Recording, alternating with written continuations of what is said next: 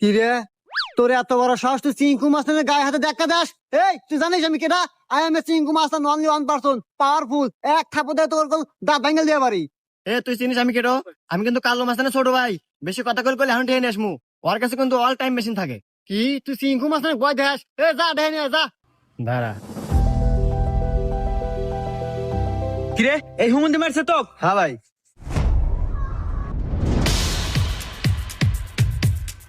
ভাই ভাই আমি ভুল করে এলাছি ভাই, আপনার মেশিন ভাই হরেন না ভাই, আমার গুলি হরেন না।